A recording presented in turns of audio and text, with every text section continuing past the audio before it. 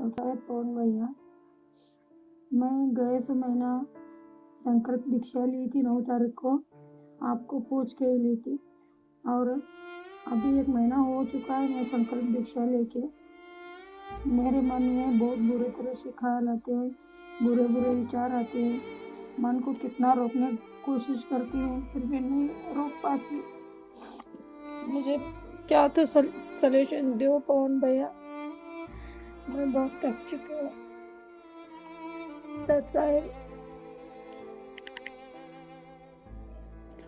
सत्साई बहन जी आपकी बातों से जाहिर होता है आप परमेश्वर की बहुत अच्छी आत्मा है।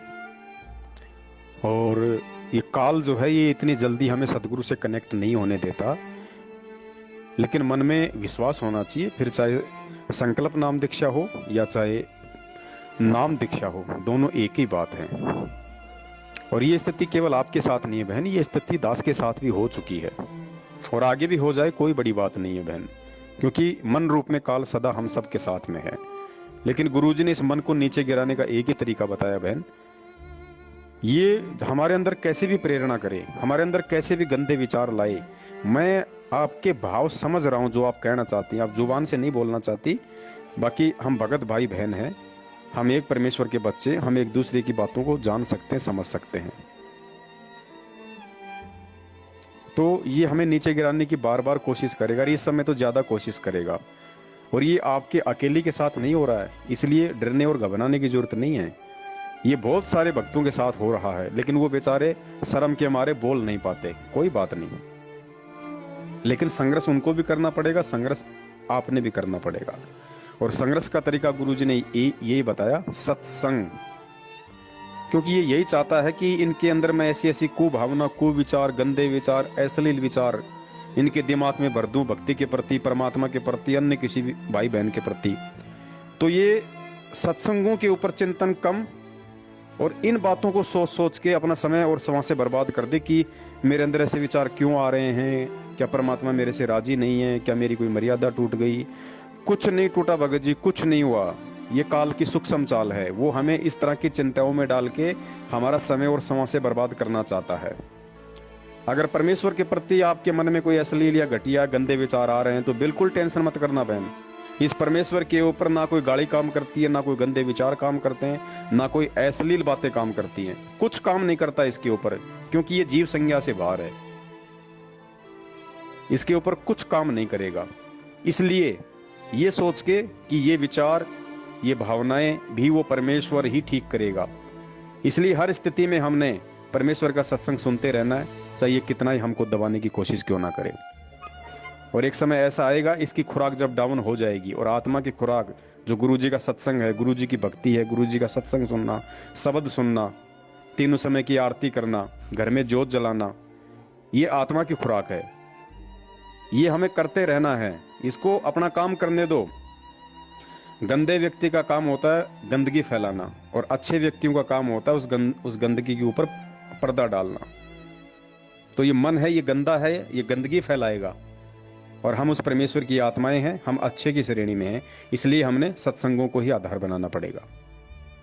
तो घबराने की बहन बिल्कुल भी जरूरत नहीं है, उसको अपना काम करने दो, हमने अपना काम करना है। जब वो मन अपना काम करने से बाज नहीं आ रहा तो हम सतगुरु की भक्ति करने से कैसे बाज आ जाएं।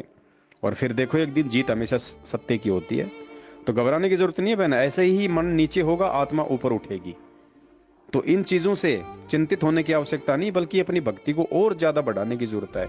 और बारंबार परमपिता परमेश्वर सतगुरु रामपाल जी महाराज जी को दंडवत प्रणाम करके उनसे सद्बुद्धि मांगने की आवश्यकता है, उनसे आत्म शक्ति, आत्म बल मांगने की आवश्यकता है।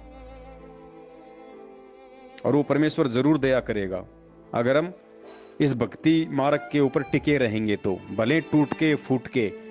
मालिक कहते ना कि द्वार धनी के पड़ा रहे चाहे धक्के धनी के खाए, 100 काल झकझोर ही पर द्वार छोड़ ना जाए। ये ऐसा मार्ग है और इस मार्ग पे उस प्रकार की आत्मा सफल होगी। गुरुदेव इस वाणी के माध्यम से समझा रहे हैं कि द्वार धनी के पड़ा रहे, कि नालायक हर स्थिति में अगर तू मेरी शरण में आ गया है, मेरे दर पे आ गया है, इस भक्ति पे लग गया है, तो द्वार धनी के पड़ा रहे, मेरे चरणों में माथा टेक के पड़ा रहना। चाहे धक्के धनी के खाए, चाहे मैं ही तेरे धक्के क्यों ना मारूं। वो धक्के जरूरी नहीं कि मैं तेरी किसी गलती के ऊपर मार रहा हूं, मैं तेरे हिम्मत, धैर्य, विश्वास और साहस की परीक्षा लेने के लिए भी मैं तेरे को धक्के मार सकता हूं। तो द्वार धनी के पड़ा रहे, और परमात्मा कहते हैं चाहे फिर धक्के धनी के खाए, चाहे मेरे धक्के भी क्यों ना खाए तू उल्टा। एक तरफ तो उस परमात्मा का धक्का, और दूसरी तरफ देखो परमेश्वर क्या कह रहे हैं, द्वार धनी के पड़ा रहे चाहे धक्के धनी के खाए, और दूसरी तरफ सो काल झकझोल ही। परमेश्वर कह रहे हैं नालायक, दूसरी तरफ अगर तुझे काल भी धक्के मारे, सो काल झकझोर ही, पर द्वार छोड़ ना जाए। एक तरफ तुझे मैं धक्का मार रहा हूं, एक तरफ तुझे काल धक्का मार रहा है, लेकिन अगर तू मेरी ज्ञान आधारी आत्मा है तो नालायक वो तेरी परीक्षा होगी, और तू मेरा दरबार, मेरे चरण, मेरी भक्ति, मेरी ये मर्यादा, ये मार्ग छोड़ के मत चला जाना, तेरी जीत बहुत नजदीक है। विकट परिस्थितियों में ही परमात्मा अपने भगत के धैर्य की परीक्षा लेता है। गरीब कच्चा हीरा कृच हो नहीं सहे घनमार, ऐसा ये मन हो रहा लेखा ले करतार।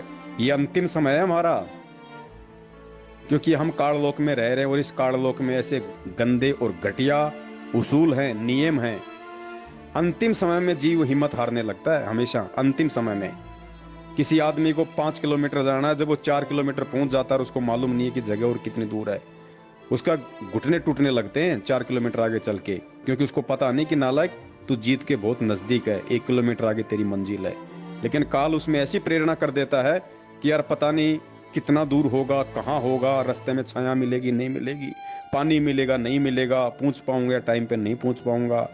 लेकिन उसको पता नहीं कि जब तू हताश हो, जब तू निराश हो, जब तेरा मन तुझे तोड़ने की कोशिश करे, तो उस समय सोचना कि तू जीत के बहुत ज्यादा नजदीक है। तो हर स्थिति में हमने इस परमेश्वर के दरबार में, इस परमेश्वर का कुत्ता बन के इसके चरणों को चाटते रहना है। चाहे किसी भी स्तर पे हमें कोई भी तोड़ने की कोशिश क्यों ना करे, चाहे हमें कोई ये काल भगवान परिवार वालों को निमित्त बना के, समाज वालों को निमित्त बना के, रिश्तेदारों को निमित्त बना के, नौकरी करते हैं तो बॉस को निमित्त बना के, प्राइवेट काम करते हैं तो कंपनी वालों को निमित्त बना के, रोड पे चल रहे हैं तो वैसे कोई गाड़ी मार दे, कोई धक्का मार दे, किसी भी तरीके से ये हमें तोड़ने की कोशिश करेगा इस समय साम दाम दंड भेद से, क्योंकि ये इसको मालूम है कि ये मेरा जो खाना है वो मेरे मुख से छीना जा रहा है। तो बहन, हर स्थिति में हमने ज्ञान को आधार बनाना पड़ेगा, और ज्ञान ही हमें भक्ति मार्ग पे जीवित रखेगा। आज सतगुरु हमसे दूर बैठ के यही परीक्षा ले रहा है, सिर्फ ज्ञान की। 27 साल कम नहीं होते। 27 साल में अगर गधे को गीता पढ़ाई जाए तो श्लोक बोलने लग जाएगा टक। फिर हम तो मानव शरीरधारी प्राणी और सीधे उस परमेश्वर के बच्चे हैं, हम कैसे पीछे हट सकते हैं, हम कैसे हिम्मत हार सकते हैं। 27 साल से अनवरत वो परमपिता परमेश्वर लोगों की गालियां खा रहा है, 2 बार जेल चला गया। रोहतक जेल में तो परमेश्वर ने 2006 में छाती के बाल तक उखड़वाए थे बहन जी। पुलिस वालों ने रिमांड के दौरान उस परमात्मा के छाती के बाल तक उखाड़े थे। पूरी रोहतक जेल में परमात्मा झाड़ू मारा करता था, लेकिन उसने किसी को यह तक नहीं कहा कि मैं नहीं मारूंगा, क्योंकि ये संत और साधु के स्वभाव में नहीं होता। तो बहन, उस परमात्मा ने हमारे लिए इतनी कुर्बानियां दी, हमारे लिए, हम जैसे नीचों के लिए, गंदे नाले के कीड़ों के लिए, जिनकी कोई औकात नहीं, पड़ोसी हमें पूछते तक नहीं, रिश्तेदारों में हमारी कोई इज्जत, कोई औकात नहीं, और वो सारी सृष्टि का मालिक हमें इतना हमें इज्जत दे रहा है। सत्संग में कहता है कि मैं तुम्हारा गुलाम बन के, मैं तुम्हारा दास बन के भी मैं चाहता हूं कि तुम भक्ति करो। अब क्या बता रहे परमात्मा, हम कारवान हो आए, मैला पे ऊंट बताए। हम परमात्मा खुद कहते हैं हम सतलोक से, अमरलोक से सतगुरु आए, रूप धरा कारवाना, और ढूंढत ऊंट मैल पर डोले, और बुझे साहब आना।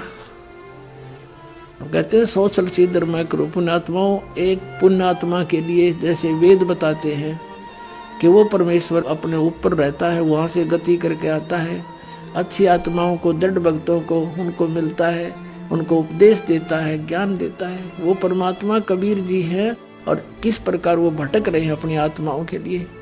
अब एक जीव को काल के जाल से हटाकर सतमार्ग पर लगाने के लिए मालिक ने कितने कष्ट उठाए। पुण्यात्माओं, कुछ आंख खोलो।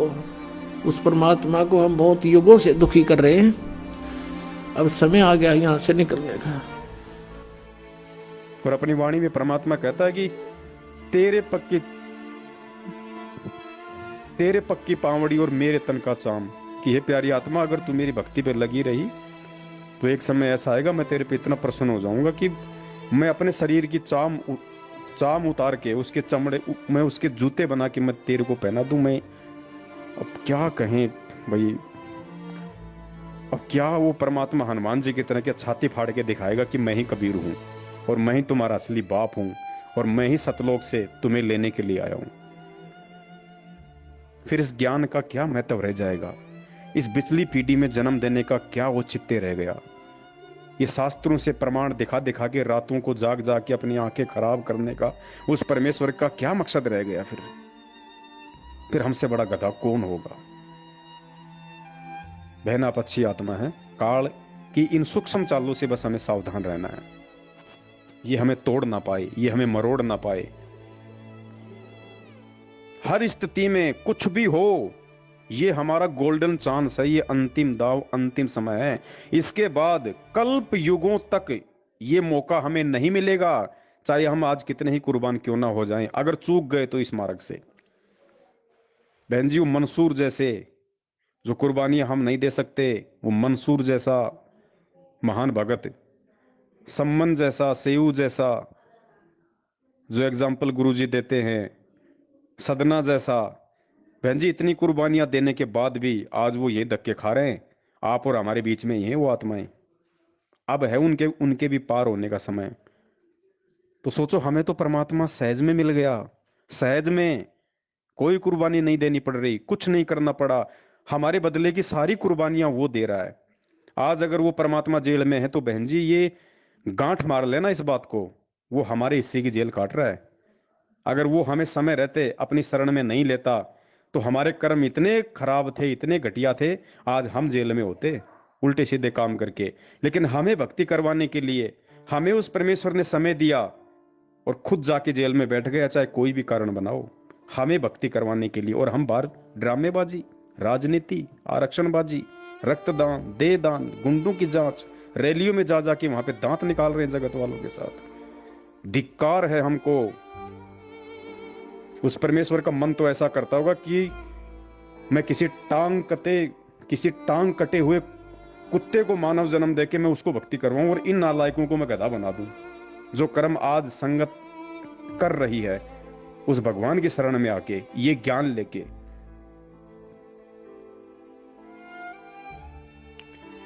बहुत सारी बातें बहन, समय नहीं इतना, इसलिए दास निवेदन करेगा, आप टूटना मत बहन। ये तोड़ने की कोशिश पूरी करेगा, नहीं टूटना नहीं। और टूट गई तो फिर बहन जी जुड़ोगी नहीं। ये एक अंतिम चांस है, इसके अलावा और कोई भगवान नहीं है, कोई भगवान नहीं है। और आने वाले समय में तो दुनिया इसके चरण चाटेगी। और आज अगर हम जरा सा भी त्रुटि कर गए तो कल को हम उन आने वाली आत्माओं के सामने गर्दन सीधी करके खड़े होने लायक नहीं रहेंगे। वो कहेंगे, गधो, नालायको, नीचो, कमबख्तो, इतना ज्ञान। और प्रत्यक्ष धरती पे तो उस समय तुम्हारे वो भगवान था, आंखों के सामने तुम्हारे भगवान था और तुम मौका चूक गए। हम बोलने लायक नहीं रहेंगे उस समय। और आज दृढ़ रहेंगे तो कल को दुनिया सैल्यूट मारेगी कि ये है भगत, ये है वो महान आत्माएं। इन आत्माओं को परमेश्वर ने चुना था अपने समकालीन संघर्ष के लिए, एज एग्जाम्पल बनाने के लिए कि भगत हो तो कैसे हो। तो देख लो बहन, आपको कौन सी कैटेगरी में रहना है, नीची गर्दन करके खड़ी रहने वाली कैटेगरी में, या आने वाली आत्माओं के लिए आपको एक उदाहरण बनना है कि भगत कैसे होते हैं। निर्णय आपके हाथ में है। सत्साय, जय हो बंदी छोड़ की।